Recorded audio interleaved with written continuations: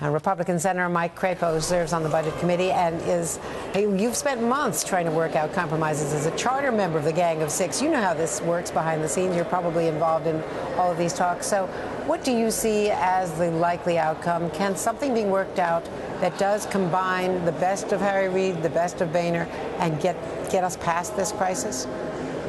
Well, something can be worked out, but the bottom line is that we've got to get to something that is real. That's one of the benefits I see in the Boehner proposal, because although it does push the issue off about 7 months for final resolution, it does so by creating a process that will actually reform fiscal policy in a significant way, rather than just putting out proposed cuts that are not actually really cuts and that don't have any enforcement mechanism behind them to make sure that in the out years they actually happen.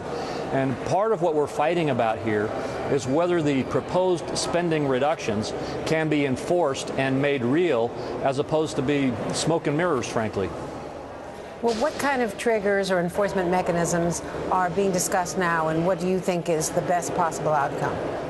Well, I frankly think the best approach on the enforcement outcome piece of it is to follow something very similar to what the Gang of Six came forward with its enforcement mechanism, a mechanism that I think would assure that Congress cannot use loopholes or false emergency declarations in the future and get around budget caps, and then require a government-wide sequester if Congress somehow does do that, backed up by a 67-vote margin requirement in the Senate.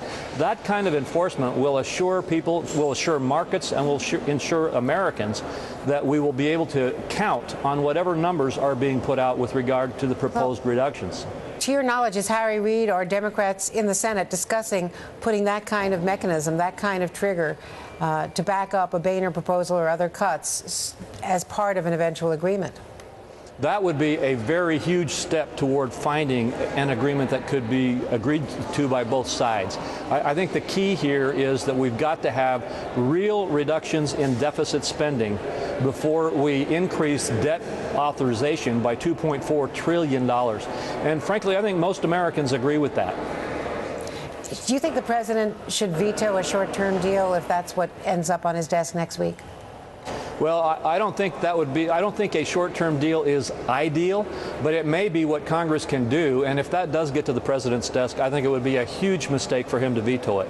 And again, the reason I say that is because a short-term extension in the context of what's being discussed is attached to a longer-term extension that will be built into a process that assures real fiscal policy changes. And that's what we need to do. In fact, I believe that if we just had a short-term or a long-term extension that did not have real enforcement and real potential for fiscal reform, that we would face as great a potential for a downgrade of our bonds as we would if we did nothing at all.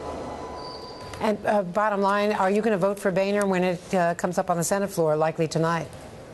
I definitely will support bringing the Boehner bill forward. I think the way that that vote will be postured is a motion to table by Senator Reid. So you'll never get to the substance. It'll be procedural.